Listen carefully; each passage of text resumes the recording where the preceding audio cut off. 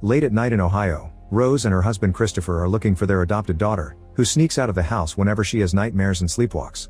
Rose runs through the forest and under a bridge to find Sharon on the edge of a cliff.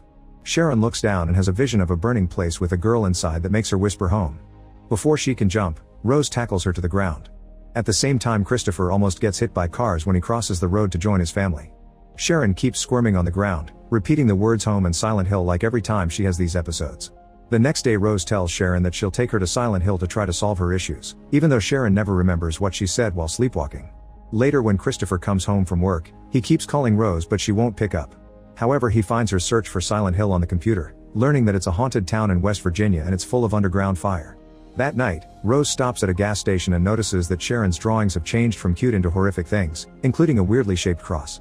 Rose asks Sharon about it and the girl freaks out because she doesn't remember doing it. As Rose calms her down, Officer Sybil watches nearby. When Rose goes inside to pay, she asks for directions to Silent Hill and the clerk says the road doesn't reach that town anymore. She also tells Rose that her card was declined. Rose immediately calls Christopher, who confirms he blocked the cards and says Sharon will be better at a hospital with medication. Rose just points out that medication never worked and hangs up.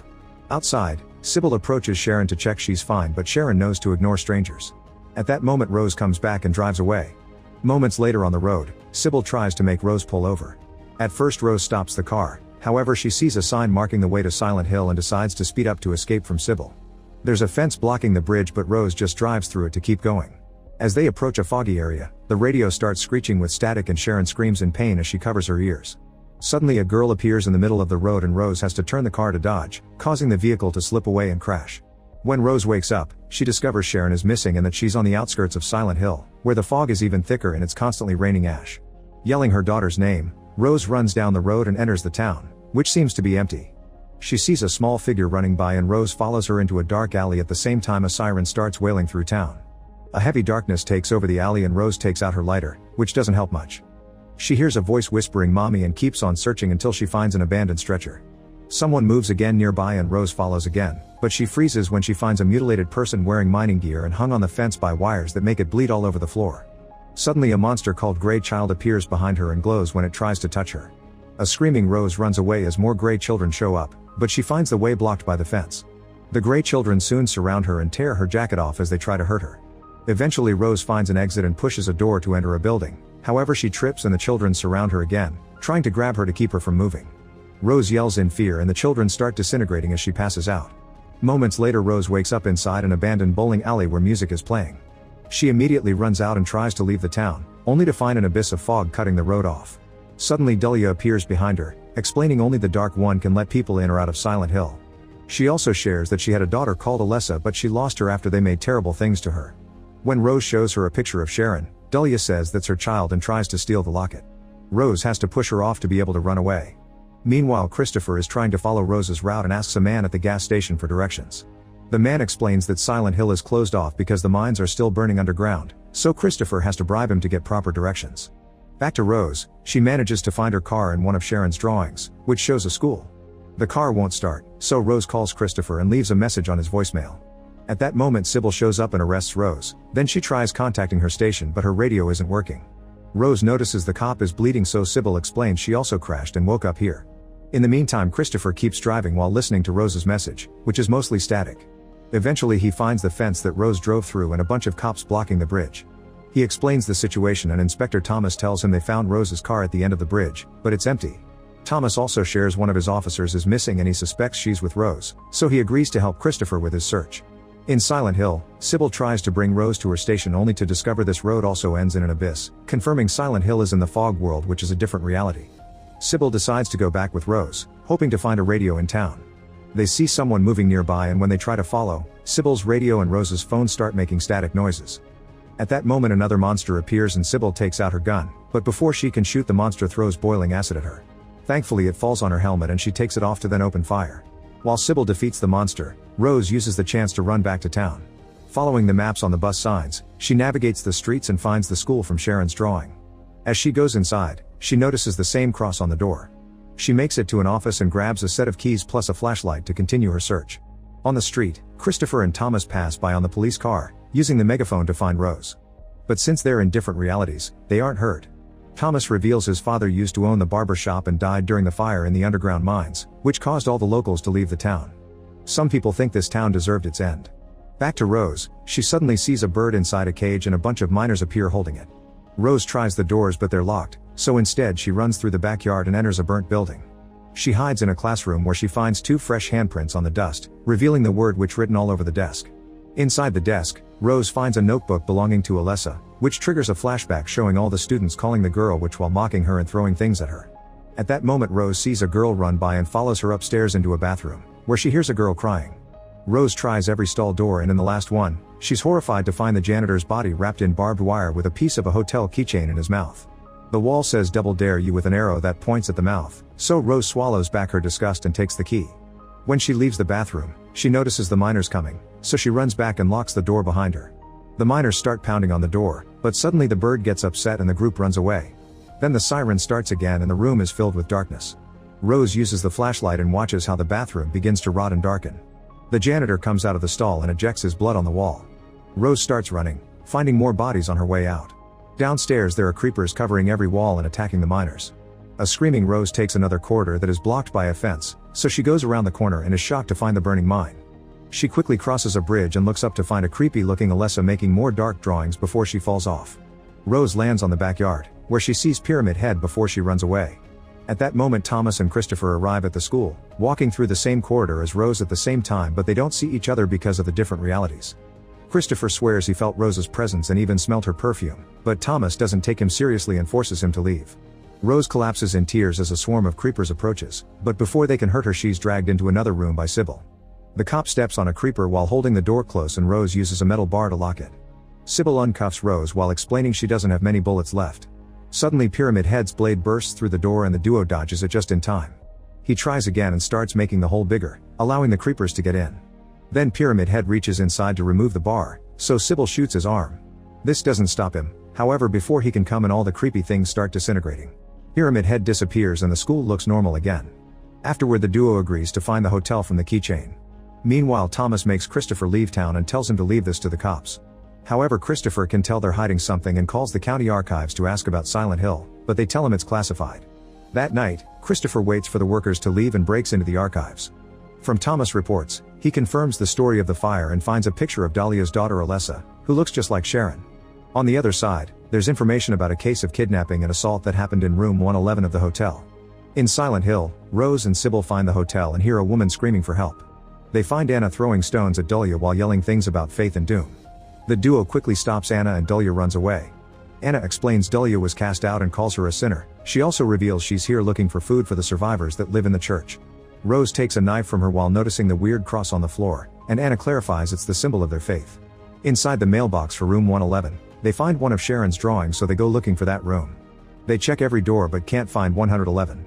There's a painting that Anna calls the first burning, which shows all the witch burning this town did to keep darkness away. Rose notices the painting matches Sharon's drawing and starts destroying it with the knife, finding room 111 behind it. There's a hole in the wall and the women jump through it to reach another building, dropping the knife in the process. Suddenly a little girl runs by and Rose follows her by jumping on some old debris above a hole. She almost falls but quickly recovers and reaches the girl, who happens to be Alessa. Rose asks about Sharon and Alessa responds by showing the flames on her arms that suddenly grow large. When Rose blinks, Alessa disappears. Sybil finds her and throws a rope to help her jump over the hole again, then Rose shares her conclusion. It was Alessa who made them crash and guided them to this place. While Sybil notices another cross, Anna asks them not to say Alessa's name. At that moment a bunch of birds fly out of the hole and Anna announces they must leave because darkness is coming. The trio runs through the streets as the siren wails again and they make it to the church, which Rose recognizes from the drawings too. Suddenly tons of survivors show up to hide in the church except for Dahlia, who tells Sybil not to follow them because these people are manipulating and deceiving. Anna throws a rock at Dahlia as she calls her a liar, but Rose tries to get information out of her anyway. Soon the darkness starts taking over the place so Sybil drags Rose into the church. A furious Anna stays to throw another rock at Dahlia but she's caught by Pyramid Head, who rips her skin off and throws it at the church's door. Inside, the locals start calling Rose and Sybil witches and try to push them out, ripping off Rose's locket. Sybil shoots her gun to make them back off as the leader Christabella arrives to calm her people down, reminding them the Anna died because she broke the rules and not because of two strangers. For the next few hours, Christabella and the group do nothing but pray. Meanwhile Christopher visits the orphanage where he adopted Sharon, but the nun in charge refuses to share any details about the baby's past. Christopher snaps and gets aggressive, however he's interrupted by Thomas, who handcuffs him for breaking and entering. Then Thomas explains Alessa died on the night of the fire and that the cult that lives in Silent Hill did horrible things to her. He shows the burn scars on his hands as he explains some kinds of justice are up to God before sending Christopher home, telling him to drop his search or he'll end up in jail. When the darkness hours are over in Silent Hill, Christabella finally talks to Rose and Sybil. She tells them that a demon controls the town and that Rose must face it if she wants to find Sharon, but nobody who tried has ever come back. Rose is determined to do it anyway, so Christabella and some miners take her and Sybil to the local hospital. She makes Rose memorize the map while explaining that this is the demon's domain and that the darkness lies in room B151. The miners open an old elevator and give Rose a flashlight. Christabella also returns her locket. However, when she sees Sharon's face, she notices she looks like Alessa and accuses Rose of being a witch. She orders the men to stop her, so Sybil fights them while pushing Rose into the elevator. One of the guys reaches inside and grabs Rose by the hair, but Sybil brings him down and closes the door. Unfortunately, when she fires her gun there are no bullets, so the miners surround her and brutally beat her up. At the same time, the elevator goes down and Rose reaches the basement, where she recites the directions she memorized to navigate the corridors. Suddenly she finds a bunch of dark nurses who start to slowly move toward her, but they freeze when Rose turns off the flashlight. She starts sneaking past them, which only goes well for a few seconds. The nurses wake up and try to kill Rose, who dodges their attacks and causes them to hurt each other instead. Rose crawls to go through the group unnoticed and leaves the flashlight behind to keep them distracted, then she can run again. When Rose crosses the door of room B151, she hears Alessa's voice saying she'll be rewarded with the truth and a flashback begins. Alessa grew up without a father and the religious locals judged her for being a bastard, which caused the other kids to call her a witch. Even the janitor was abusive toward her. Christabella convinced Dahlia that Alessa could be purified and her cult gathered at room 111 for the ritual.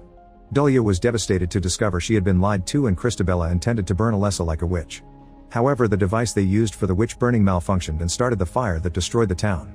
Dahlia tried to rescue her daughter but it was too late, and Thomas hurt his hands bringing out Alessa's burnt body. The girl was kept in the hospital, where her pain fed her anger. Eventually that anger became powerful enough to manifest herself into a ghost and she covered the town with darkness as revenge. When the flashback ends, Rose finds herself in Alessa's hospital room. Her burnt body is still on the bed and her ghost appears next to her old nurse. Alessa explains that Sharon is the manifestation of the little goodness that was left in her, and she abandoned her in the outside world to protect her from the Silent Hill curse. Christabella wants to purify Sharon too, so Rose agrees to help Alessa get her revenge. The ghost hugs her and enters her womb while it's revealed the nurse has been bleeding from her eyes all these years. Meanwhile, it's revealed that Sharon has been staying in Dahlia's apartment. Christabella arrives with her men and Sharon tries to hide while Dahlia defends her, but the guys are stronger and easily kidnap them both anyway. Moments later the cult is gathered at the church, where Christabella starts a fire. Sybil has been tied up to a ladder and the group lowers her just enough to keep her above the fire and burn her very slowly. Soon her body catches on fire and she dies. Next the cult ties Sharon up too, but before they lower her, Rose arrives and starts sharing the whole truth. Christabella's ritual have never kept demons at bay, it actually created one. Some of the townspeople strike Rose as she walks by, but she never gives up and yells that this faith brings death. Suddenly Christabella stabs Rose and calls her a blasphemer as she drops the knife. The blood drips on the ground and allows Alessa to spread the darkness inside the church, which used to be off limits for her. The locals turn on their flashlights and watch how darkness pours out of Rose's wound, which rots the floor to reveal the burning mines. As Rose's wound heals itself, a bunch of barbed wire raises from the ground to bring up the burnt Alessa on her bed. Those wires grab Christabella and go up her groin to then burst out through her belly, killing her before splitting her body in two. Then the wires start killing all the cult members, including the guy that is about to attack Rose. While Dahlia admires what her daughter has become, Rose saves Sharon and takes her to a corner, where the girl sees Ghost Alessa approach her before passing out. Minutes later, sunlight enters the church, which is now clean and empty except for Dahlia, Rose, and Sharon. Dahlia wonders why Alessa didn't kill her and Rose explains a mother is God in the eyes of her child. Then she and Sharon return to her car, where Sharon finally falls asleep without having any nightmares. Rose drives while calling her house to leave a message, which arrives with only static. In the city, Christopher is having a nap but wakes up when he senses someone nearby. At the same time Rose and Sharon arrive at the house. However, when Christopher goes outside he finds nobody, yet his family is inside the house. This means Rose and Sharon are still in the fog world because nobody ever truly leaves Silent Hill. Make sure to subscribe.